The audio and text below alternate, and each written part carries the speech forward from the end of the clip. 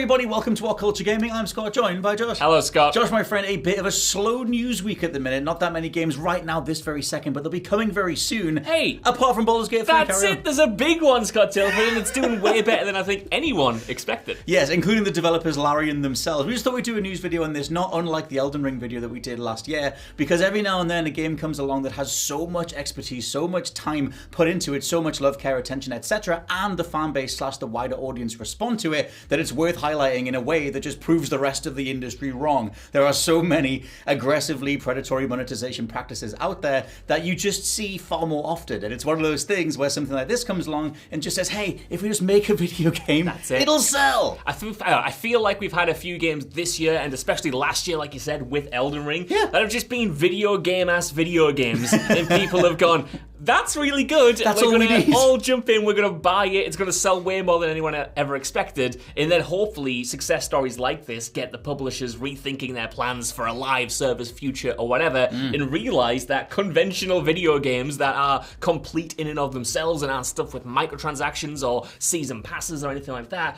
can actually be lucrative and can actually drop with an impact like this to the point where, you know, this is a PC-only game right now, but suddenly the reception to it over the weekend has skyrocketed sales on the PlayStation store because it's coming out on PlayStation 4 and 5 next month, and stuff like that, just having a meteoric impact is so nice to see. It's genuine, which is one of the things that you don't have with the likes of Suicide Squad or whatever, but we'll get there. I've got a few little notes here to throw in.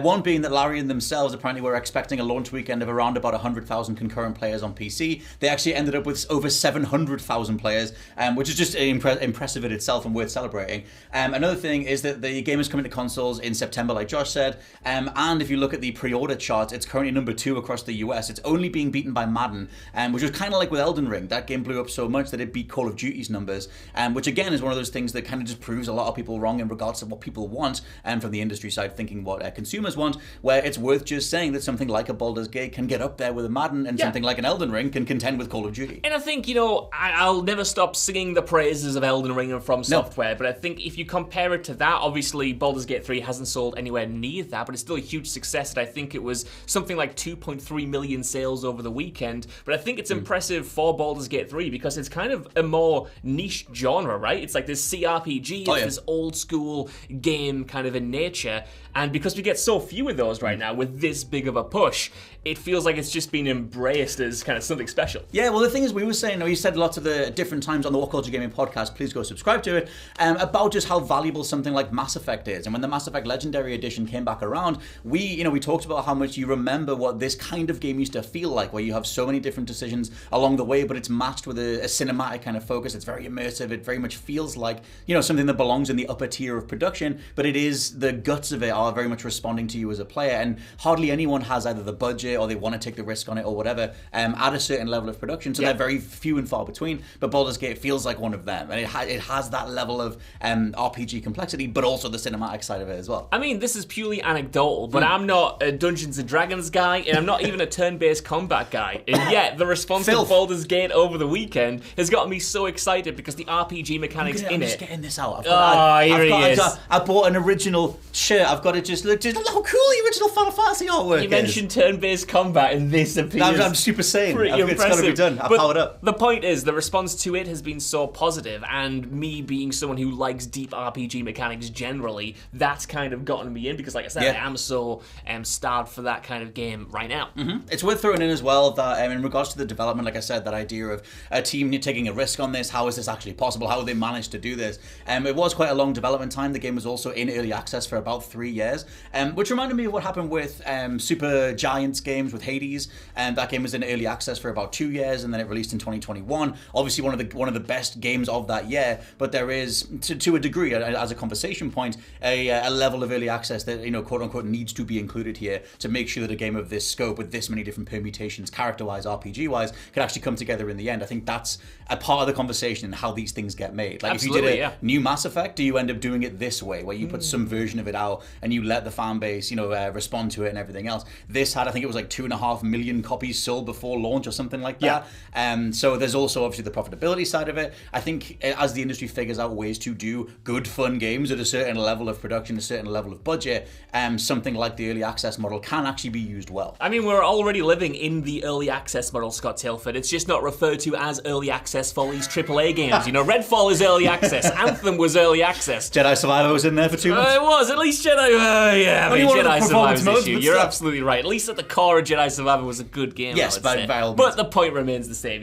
Like these games are pushed out, whether they've got issues, whether the content isn't there. We're kind of living in this early access era anyway, and that can be risky, especially for games like Baldur's Gate, which, when you're in early access for that long, you threaten to peak initially and then maybe not keep up with the kind of content promises that you promised, delivering on what you planned out to deliver, and kind of having that like first impression way into the point where the game finally comes out and no one cares. This is like early access done right though. Like it came out to like people talking about it, and then it's grown and grown and grown, and then we've got the final release, and now it's bigger than ever.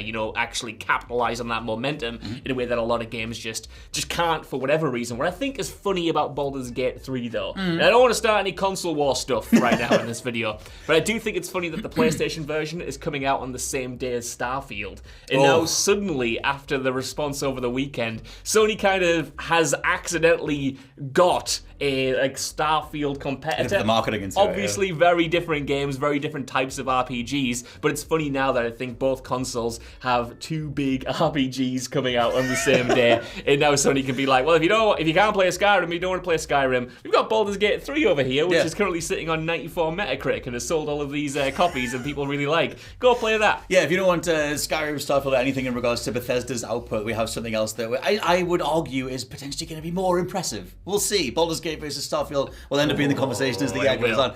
I want to throw a few more things in here in regards to wider projects that get it wrong. Obviously, some of the most prolific downfalls of this year have been the likes of Redfall, which lost about 70% of its staff across development. That game seemed to be just not really have a defined vision of what that thing was going to be, whether it was a single-player game, multiplayer game, whatever, made by Arcane, obviously more known for Dishonored and Prey. And then as that game came together, most of that team left. It just was one of those things where they couldn't maintain that focus across development.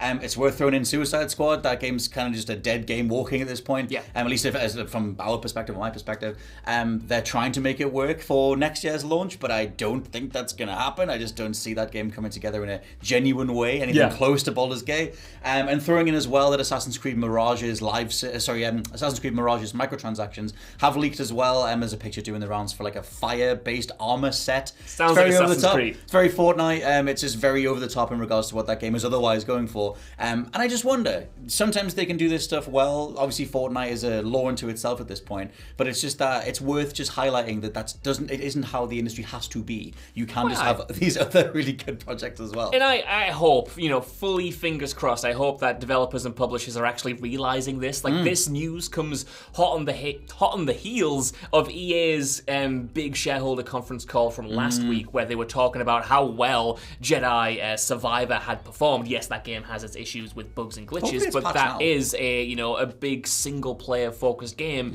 that the audience has embraced. It led to their I think it was their profits being up something like 20% or something, and that is great for them. Great for us because it proves that this model can work, but hopefully good for the likes of EA, who can look at these games, say that was a success. Oh God, I'm all over the place. I'm very excited about Baldur's Gate, apparently. That was a success. Yes. Let's greenlight more of those. That's what I want to see happen. We've had huge success stories. Elden Ring last year, Tears of the Kingdoms, Jedi Survivor, Baldur's Gate 3, Resident Evil 4. So many great single-player games that have launched. And it's got to shift the tide a little bit, especially when, like you were saying there, you roll in the reaction to the likes of Suicide Squad, which have just been total backlash to the point that game had to be delayed a whole year. And that things are going to change. There's no way, if you talk about like protracted development times and things that get shifted over time, like early access, and the amount of time it takes to sort of like keep going down that direction, people respond to it well over time, versus Suicide Squad, which is now almost complete, but in the wrong way, and then they try and course correct. There's another year added onto the development time, and there's no way that the response to Suicide Squad next year is going to be anywhere close to as positive as something like Baldur's Gate 3. It's also worth saying, when you mentioned EA, that they were one of the biggest proponents of single-player games are dead. Yeah. About 10 years ago, and they themselves have reinvested in EA Originals, and then have also, been responsible for getting various single-player games over the line recently. Which is just, if they can see the light, if EA can see it, then maybe the rest of the industry can respond to it as well. You hope they see the light, but then I think about like developers like Square Enix, of course, who have been releasing a bunch of single-player games over the past few years that have all come under expectations, but then they've released a bunch of live service games that they've shut down within the space of like 6 months. And this year, obviously, they had Final Fantasy 16, which sold 3 million copies, and they said they were pleased with. So, because they actually said they were pleased with a game, any game,